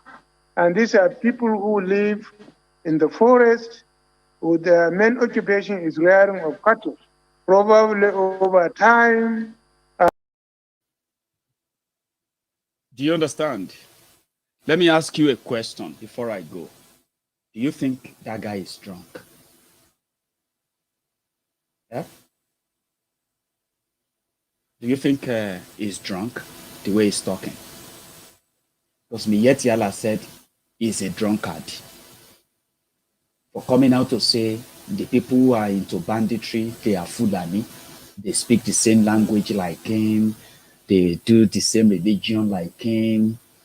He's not saying they are 100% Fulani, but majority of them are Fulani. Do you think he's drunk? Eh? I don't know. Some of you are so good that you can tell when somebody is drunk by just looking at them. They say, ah. That's why I always make sure that I keep my can. If all of you will say, see this Maiyegun don't high. Maiyegun don't drink. That's why I do this. I should be opening it in your presence anyway. But even at that, some of you can smell it when somebody... Do you think Masari is drunk when he said the Fulanis are the bandits? So they say new to many of you. Many of you know the truth before now. Now some politically correct people are trying to confuse you, trying to make you think you are going nuts, to think the Fulanis are the one doing this, and then the Fulanis in government are protecting them. Blah blah blah blah blah. You know what I mean now? So, do you think that guy is drunk? I don't think so. And if you think he's drunk, maybe we should listen to this message from the man of God. He has something to tell us too about this terrorist. You can't tell me he's drunk too. Fulani Herdsmen are becoming menace. They are sponsored. I know. You know, there are things you think in your room that God shows to prophets. I know. The thing they are calling findings now, I find the longest time. You don't need intelligence antenna as a prophet to find it. He said, is that somebody telling the king? He said, there's one Elisha. He knows. He knows. I saw this government coming in with a bloodthirsty God. Saw it. And I cried. The worst time in the history of Nigeria is 2015 to now. And it's worsening day by day. The end has finally come.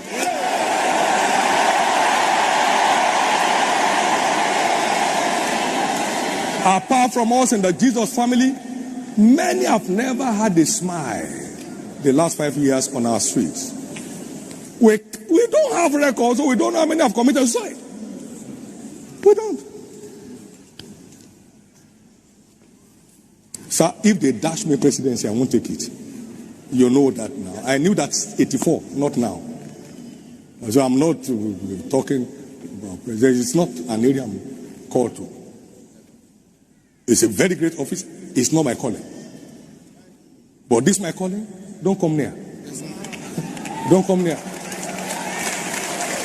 That man said, he said they were flogging him. I was sleeping in my house. They were flogging him for putting your ring on the floor of our church. How dare you? So let me tell you this.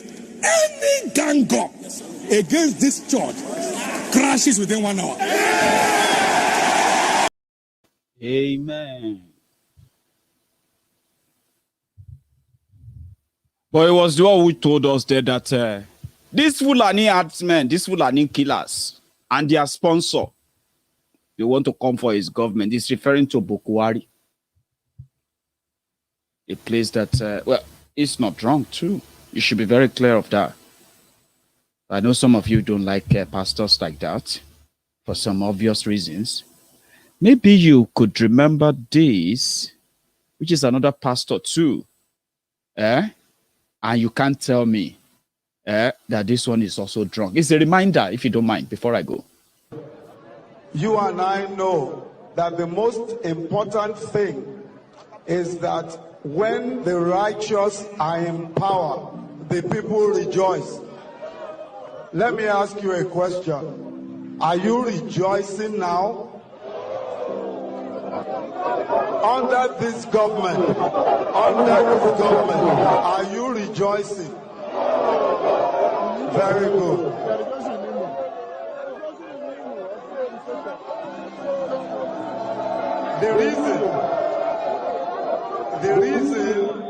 The reason why we cannot rejoice under this government is because the scripture says, when the righteous are in power, the people rejoice.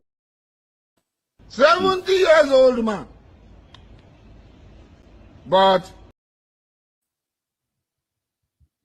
do you understand? That's another pastor too, but that one is called the fake Pastor Ruga Ikene Shatabandu, special advisor to Bokuwari on burial arrangements, condolences matters, and trader money. Okay, the motivational speaker and the diaper changer for Bokuwari, demented Bokuwari. Sorry, I just deviated from the rest of that, but I'm just trying to let you know that those Miyetti Allah killers told us that Masari, who came to confess that he's going to ban open grazing. 4 states are already banning open, 5 states have already banned open grazing now. We don't know how they are going to carry it out, it no concern us. But the Southerners that are banning open grazing is the reason why the Miyetti Allah is still getting TV appearances, giving interview and the rest of that. I'm happy that as we speak now, there's no single Yoruba state that is yet to sign or pass the law on open grazing. That's a good start. In Ondo State, they have already started arresting people. You know, your state court already sent about 5 of them to prison now. No joke. I'm not joking. court sentenced Fulani terrorists to court. I mean, to prison in Ibadan. And they convict them of kidnapping, taking of ransom, destruction of property, and killing. No joke. Now that's the kind of thing I'm talking about. Some said, no, you shoot them and kill them there. No wala. The Nigerian military came out today and they said in Zamfara they have killed a lot of Fulani terrorists. They call bandits.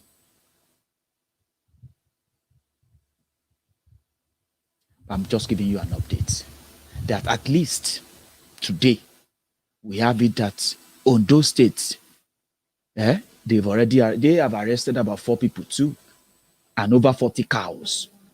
They arrested. Amotekun was very active and all of that. Miyetti is threatening everybody, even though those that used to back them are beginning to say, "Oh boy, before they turn this Katsina state to." Maybe say everybody will just have to go and start bailing their people out like police station in the hand of terrorists. We will quickly ban all this madness. So it don't do. So why they are threatening us, those who are backing them are beginning to be like us. Just same way they are going to say, you know what, maybe we could break this whole thing up. These people don't they cut the money. They asked for restructuring. We didn't agree to restructuring. Now they are already taking away their VAT. What if they wake up tomorrow and they say all the oil, every resources in every land in southern Nigeria belong to the people of that land and the government of that land? Boom, there's no money to share in Abuja again. So maybe one day they will just wake up and say, "Oh boy, we could break everything up," so that those who are going to turn out to be beggars in a way, or including those who want to leave Nigeria, because it has gotten to that stage, all right? Even those they are using to oppress others, police they are using to brutalize and kill people. Today, they themselves don't form an association of protesters. I'm not joking. Here is one of those moments where they are now saying, we are going to stage a national protest. Which level be this? We serve this country, we were police officers, we are hungry. Our pension are not paid. Our salaries were not really paid when we were there. No rubber, no nothing anymore. Including those who are watching me right now, still flexing muscle for Liejiriya. Your lot could end up like this. You know what it means? My teacher. Okay, yeah. One moment. That one is the doctor living Liejiriya. The hall is filled with retired police officers who felt neglected by the federal government of Nigeria despite giving their best during the days of their service. Regina Aliu is one of the retirees struggling to survive. She retired 10 years ago and presently gets 30,000 naira monthly as against her expected pension. She and other retirees describe the situation as unacceptable. In fact, the pension is nothing to talk about. I retired 10 years ago, but what I'm getting is just 30,000 with children. You know how Nigeria is today. We cannot be able to couple with this 30,000, and every day things continue to increase. And it's the same 30,000 we are managing. After serving the country 35 years, we only end up in suffering. My pension is 66,000 naira as a deputy commissioner of police. For somebody who spent 35 years in service, you give him 66,000 naira monthly. What is he going to purchase with that money? This money, unfortunately, instead of giving it to me as a retiree to buy food stuff for my children, for my family, the pension commission now decided that the money should be lodged into balance accounts with PFAs, which is unfair. Leaders of the retirees said they don't want to be under the contributory pension scheme.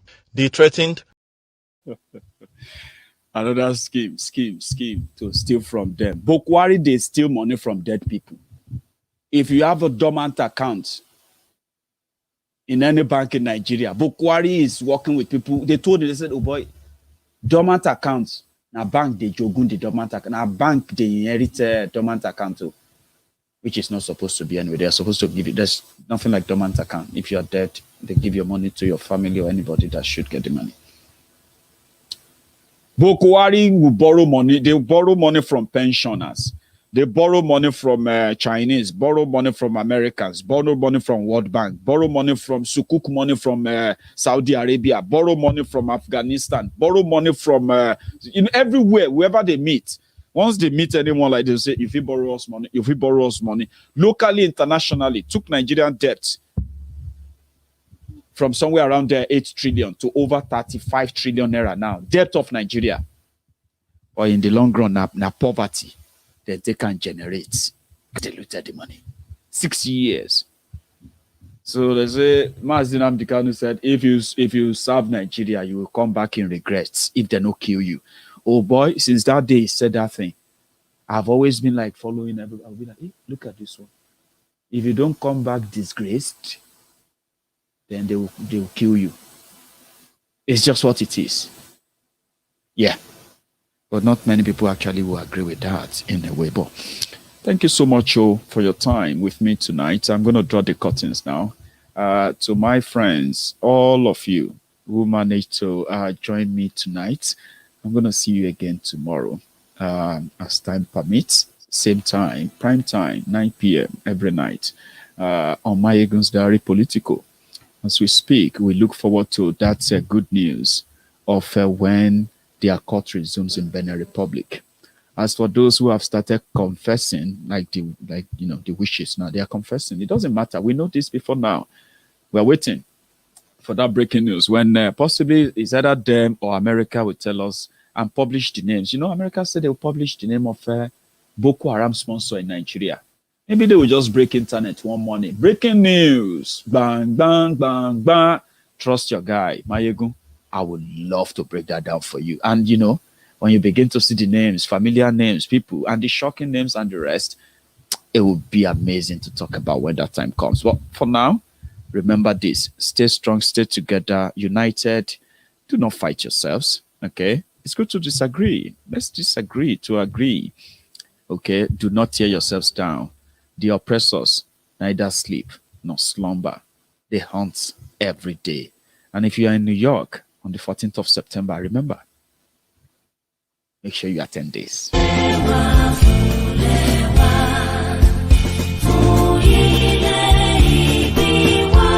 Yoruba Nation Global Directorate holding a mega rally in New York, United Nations to condemn the systematic ethnic cleansing of the Yorubas by the Fulani-dominated government of Nigeria through murder, rape, kidnapping, unwarranted detention with punitive bail settings, attempted assassination of self-determination agitation leaders by government agents. Mega rally comes up from September 14 to September 24, 2021. Time, daily, morning and evening. Venue, Dag Amas Jold Plaza at 4th Avenue and 47th Street Corner, Manhattan, New York. Side attraction include rocking of African head wraps, gele, turban, scarf, and fila for men. For inquiries, please call Dr. Janet Fashaki Esquire on +646 261 6030. Pastor Raphael Adebayo on +1 214 687 2429. Otumba Demola Edward on +1 773 888 0852. And Evangelist Jidegi on +845 293 8937. Yoruba Nation says no to apartheid in our homeland. We say no to wanton killing, rape, and detention of our people. A luta continua, Victoria Asata.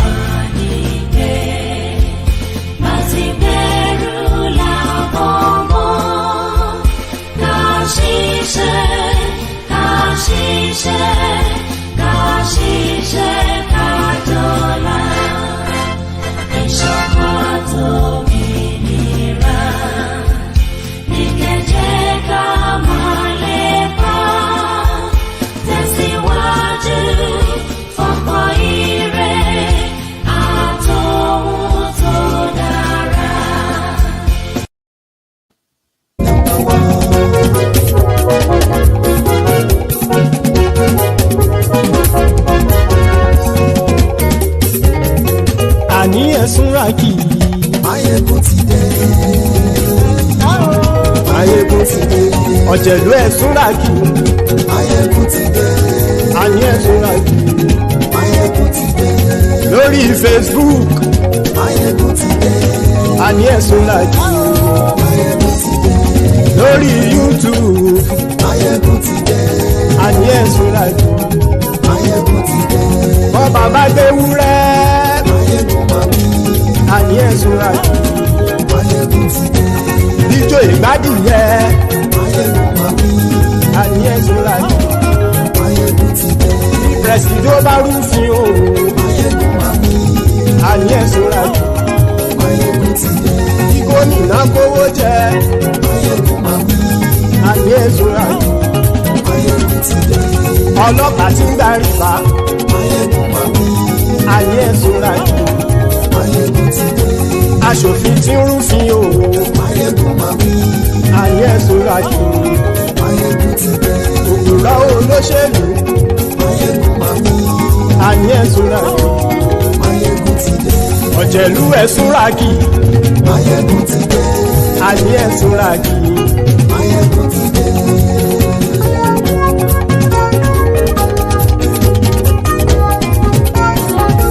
Maiyegun ti dé, gbogbo ọ̀jẹ̀lú ẹ̀sùn ràgì.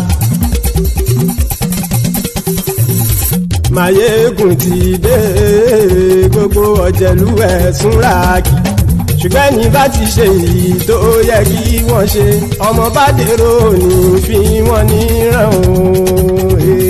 Maiyegun ti dé, gbogbo ọ̀jẹ̀lú ẹ̀sùn ràgì.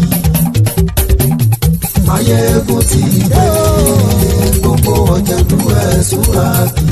Ṣùgbọ́n ní bá ti ṣe èyí tó yẹ kí wọ́n ṣe, ọmọ bá dèrò ní fi wọ́n níran. Wọ́n fowó bẹ́ẹ̀ o, Maiyegun ó sọ pé wọ́n ò bẹ́ẹ̀. Wọ́n fowó bẹ́ẹ̀, Maiyegun ó sọ pé wọ́n ò bẹ́ẹ̀. Oníkan ṣáàtì ṣe èyí tó yẹ kí wọ́n ṣe, fáwọn ará ìlú tó gbé wọn débẹ̀ o. Maiyegun ti dé, gbogbo ọ̀jẹ̀lú ẹ̀sùn ràgì. Maiyegun ti dé, gbogbo ọ̀jẹ̀lú ẹ̀sùn ràgì. Ṣùgbọ́n ní bá ti ṣe yìí tó yẹ kí wọ́n ṣe, ọmọ bá dẹ́rọ̀ ò ní fi wọ́n níran. Kì máa yí ṣe eré, ọ̀rọ̀ yìí kì í ṣe ẹ̀fẹ̀. Kì máa yí ṣe eré, ọ̀rọ̀ yìí kì í ṣe ẹ̀fẹ̀. Ẹni bá ti lè lẹ́bọ̀ lẹ́rù o, ọmọ bá dèrò kàṣàyè tú wọn síta. Maiyegun ti dé, gbogbo ọ̀jẹ̀lú ẹ̀sùn ràgì. Maiyegun ti dé, gbogbo ọ̀jẹ̀lú ẹ̀sùn ràgì. Ṣùgbọ́n ní bá ti ṣe yìí tó yẹ kí wọ́n ṣe, ọmọ bá dẹ́rọ̀ ò ní fi wọ́n níran.